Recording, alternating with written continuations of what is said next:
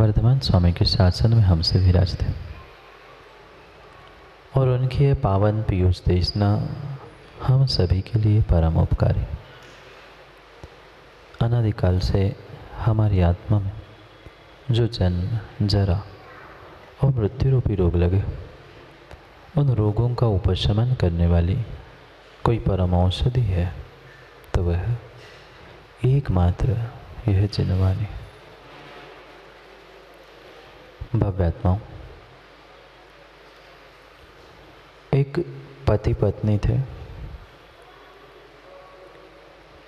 और वे अपने दाम्पत्य जीवन को बहुत अच्छे से बिताना चाहते। भले ही कमाने वाला एक था, पर परिवार में खाने वाले बहुत सारे थे। 8-10 लड़के और 4-5 लड़कियां, पति और पत्नी, इतना छोटा सा ही घर परिवार था। कमाने वाला एक था, सो पिता ने विचार किया, पत्नी से कहा मैं काम करता हूँ, मित्रों के साथ थोड़ा सा कहीं विदेश जाकर अच्छे पैसे कमा के लाता हूँ। तब तक कुछ वर्षों की, कुछ महीनों की मैंने व्यवस्था तुम्हारे लिए करके रखी है, तुम सबका पालन पोषण करना। अकेली माँ 12-15 बच्चों का पालन पोषण। फिर भी माँ ने विचार किया कोई बात नहीं, आने वाले समय में सुख मिलेगा, अच्छे पैसे कमा के लाएंगे पतिदेव तो आने वाले समय में मैं सुख से रहूंगी। ठीक है, कुछ महीने कुछ वर्ष में निकाल लूंगी दुख में। वह पतिदेव चले गए, समय बीतता गया। 6 महीने, साल, 1.5 साल, 2 साल होने को हुए। पत्नी सोच रही थी कि पतिदेव वहाँ बहुत अच्छे पैसे कमा रहे होंगे और जल्दी ही लौटकर हमारे दिन बदल जाएंगे, सुख के दिन आ जाएंगे। हर व्यक्ति शायद यही सोचता है, प्रत्येक रात को सोते हुए यही सोचता है कि कल का दिन अच्छा होगा, कल सुख मिलेगा, कल सुख मिलेगा। वो भी यही सोच रही थी कि शायद पति वापस आएंगे और दिन बदल जाएंगे। पर अचानक उस परिवार पे बिजली टूट पड़ी और एक समाचार आया, और जैसे ही समाचार सुना, पूरे परिवार के बच्चे और माँ बिलखने लग गए। मित्र ने समाचार दिया था कि वह जो व्यापारी बनकर विदेश गया था, वहाँ विदेश में उसकी मृत्यु हो गई। वे 8-10 बच्चे, बच्चियाँ, लड़के लड़के सब रोने लगे। भले ही कह लें के लिए परिवार था, पर एक छोटा मोहल्ला ही घर में बसा था। अब 15 बच्चे, बच्चियाँ, लड़के लड़कियाँ रोने लग जाए तो पूरा परिवार, मोहल्ला तो वैसे ही इकट्ठा होता। पत्नी भी रोने लग गई, बिलखने लग गई। पूरे अड़ोस पड़ोस के लोग भी आए, पूछने लगे क्या हो गया। पत्नी ने बताया कि बच्चों के पिता का स्वर्गवास हो चुका है, वहाँ विदेश में गए थे और वहाँ से लौटे नहीं, समाचार ही मिल गया। अब मैं अकेली क्या करूँगी, खाने वाले इतने सारे, कमाने वाले एक थे, अब तो वो भी नहीं बचे, अब मैं क्या करूँगी। समाज वालों ने निर्णय कर लिया, सबने मिलकर कोई बात नहीं है, अपने ही समाज का परिवार है, गरीब है सो क्या हुआ, अनाथ हो गए सो क्या हो गया, सब मिलके काम करते हैं, महीने के 3,000 रुपये परिवार को घर खर्चे के लिए दिए जाएंगे। सब बात स्वीकृत हो गई, परिवार ने निर्णय स्वीकृति भी दे दी और पतिदेव चल बसे थे। समाज ने भी निर्णय किया कि पत्नी को अब विधवा हो ही गई है तो सफ़ेद साड़ी और जो विधवा की रीति रिवाज होता है वैसा ही उसके साथ बर्ताव होने लगा। कुछ समय बीता, पत्नी ने भी सफ़ेद साड़ी पहनकर विधवा का जीवन जीना प्रारंभ कर लिया। 3000 समाज से मिलते थे। बड़े बेटे भी कुछ करने लगे थे। 100, 500, 200 वो भी कमा के लाते थे। जैसा तैसा घर चलने लगा। 6 महीने नहीं बीते थे कि वह पति वापस आया। जैसे ही नगर में आते हुए पति को देखा, उस व्यक्ति को देखा, पानी भरने वाली वह महिलाओं ने शोरगुल करना प्रारंभ कर लिया, भूत आया, भूत आया। वास्तव में वे मरे नहीं थे, पर गलत समाचार पहुंच गया था। पर सबने तो यही सोच के रखा था ना कि व्यक्ति मर गया। उसने सफ़ेद कपड़े पहन लिए, विधवा हो गए, घर परिवार चलने लग गया। वह दौड़ते भागते हुए, हल्ला करते हुए नगर की ओर, महिलाएं भी दौड़ने लगी, भूत आ गया, भूत आ गया। 3 महीने पहले मरा हुआ व्यक्ति भूत बन के आया है। दौड़ते भागते हुए जैसे महिलाओं का आवाज़ सुना, नगर में से व्यापार करने वाले सब पुरुष भी लाठी आदि लेकर दौड़ने लगे। कौन है भूत, कहाँ है भूत? सबने देखा कि ये तो भूत हो गया था, मर गया था, ये कैसे आया? अब वो ज़ोर ज़ोर से चिल्ला के कहने का प्रयास कर रहा था कि भाई मैं मरा नहीं हूँ, मैं तो जिंदा था, आपको शायद किसी ने खबर दी नहीं, तुम तो मरे हो, तुम तो भूत हो, मारो पीटो। अब वो बेचारा दिन के उजाले में गांव के बाहर जाकर किसी एक स्थान पे छुप गया। सोचता है ठीक है, बाकी के समाज के लोग, नगर के लोग नहीं मान रहे हैं, पर पत्नी को तो विश्वास होगा, वो तो मेरी असलियत जान लेगी, वो तो मुझे पहचान लेगी। उसने सोचा रात का समय बहुत अच्छा होता है, सब सो जाएंगे, मैं धीरे से घर में चला जाऊंगा। लगभग 12 बजे के आसपास सब बच्चे भी सो गए थे। धीरे से पीछे से वो घर में पहुंच गया।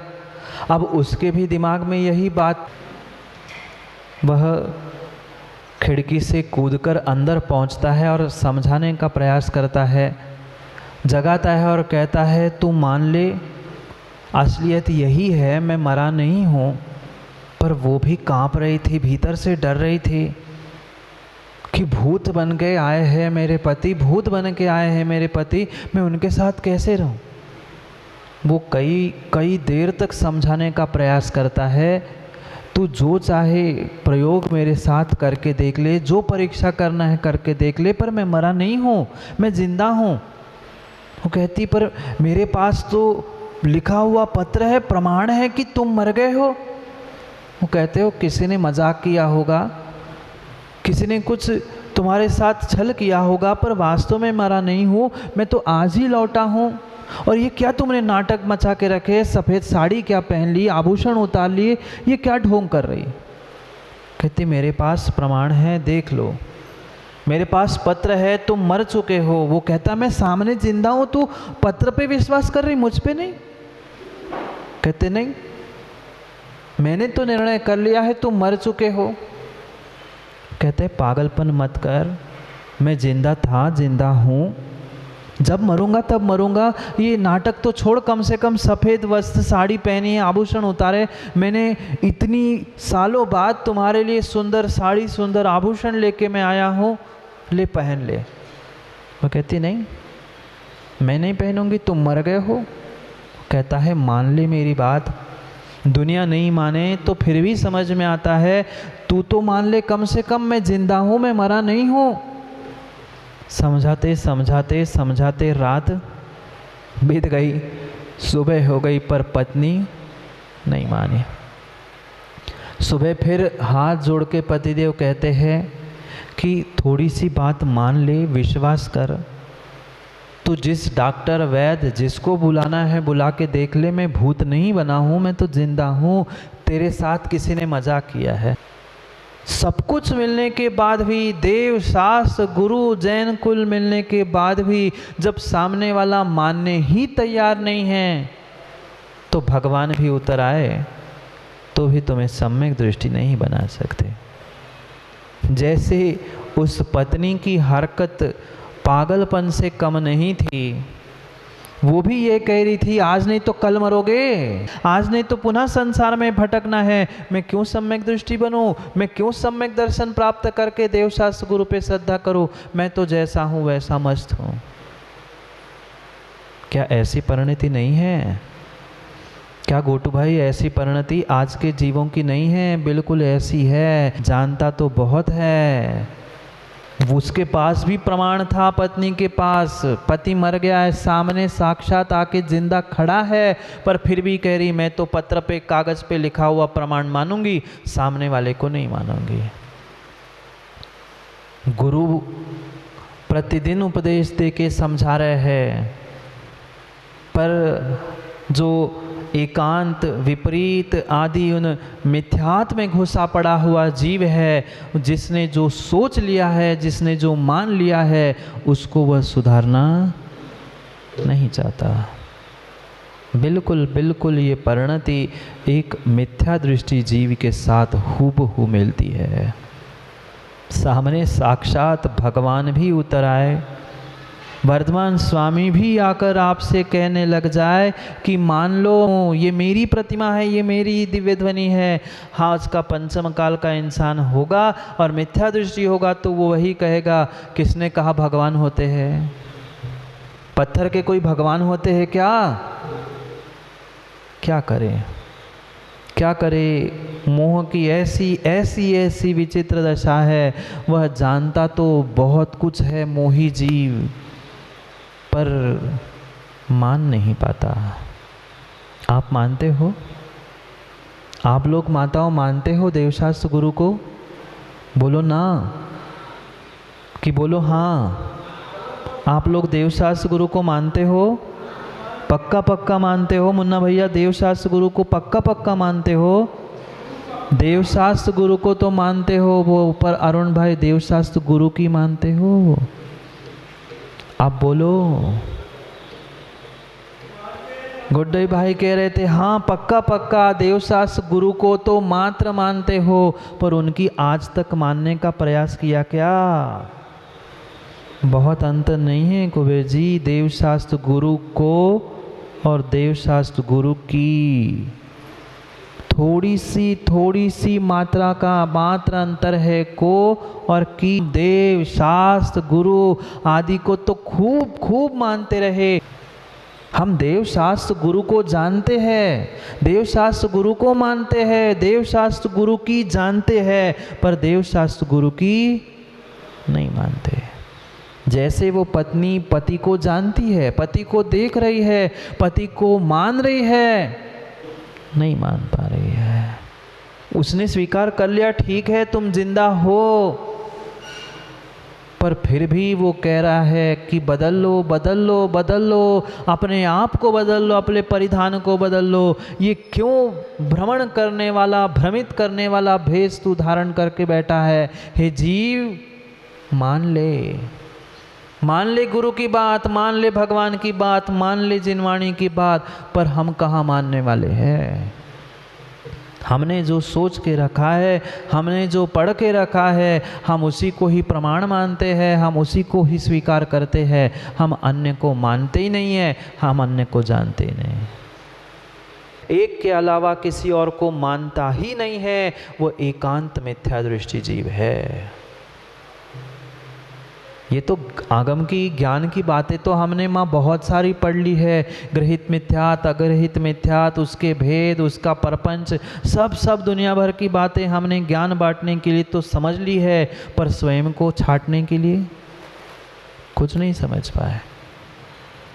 ज्ञान छाड़ने के लिए, ज्ञान बांटने के लिए तो हमारे पास बहुत सारा ज्ञान है, क्योंकि मोह से ग्रसित हुआ हमारा जीवन है। कई बार भगवान के सामने, पाषाण खंड के सामने जाकर गला फाड़ के चिल्लाया हमने। ना माँ नहीं सुनाते ना, विपरीत एकांत विनय के। कितनी बार ऐसी भी माता है 2-2 बार भगवान को सुना जाते ना, एक बार तो शाम को सुनाते ही सुनाते। भगवान को नहीं सुनाना था, भगवान को नहीं सुनाना था, सुनाना भगवान आत्मा को था। उस पत्थर पर, एक पत्थर की डली पर थोड़ा सा पानी गिरता है।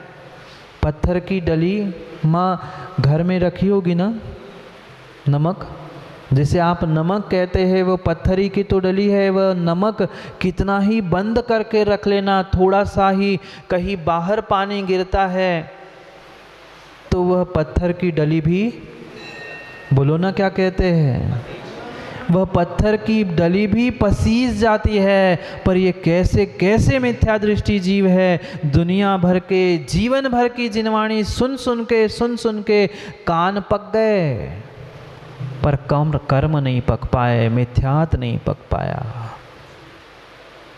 वह एक एकेंद्रीय जीव, पत्थर की डली तक पानी बाहर गिरता है, वह डिब्बे में रखी हुई पत्थर की डली भी पसीज जाती है, पर तुम्हारे भीतर का मिथ्यात आज तक पसीज नहीं पाया।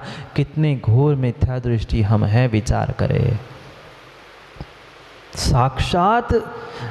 साक्षात जिनवाणी की बूंद गिर रही है। देव शास्त्र गुरु बार बार समझाने का प्रयास कर रहे हैं। जितना जितना शक हो उतना देव शास्त्र गुरु पर, तत्वों पर श्रद्धान कर।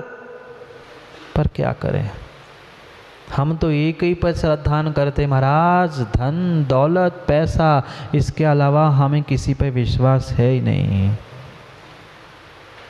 है। बाप बढ़ाना भैया, क्या गजब की बात है, क्या ज्ञानी है। मैं आधा वाक्य बोलता ही नहीं, उसके पहले ही वाक्य पूरे ही हो जाते हैं। बाप बढ़ाना भैया, सबसे बड़ा रुपया। हमें देवशास्त्र गुरु पर जितना विश्वास उस पुद्गल के टुकड़ों पर है, धन कमाने के लिए आज व्यक्ति कुछ भी करने के लिए तैयार है, पर धर्म और धर्म की क्रिया करने के लिए उसके पास समय नहीं है, क्योंकि भीतर से वह पसीसने के रूप परिणाम तो हो।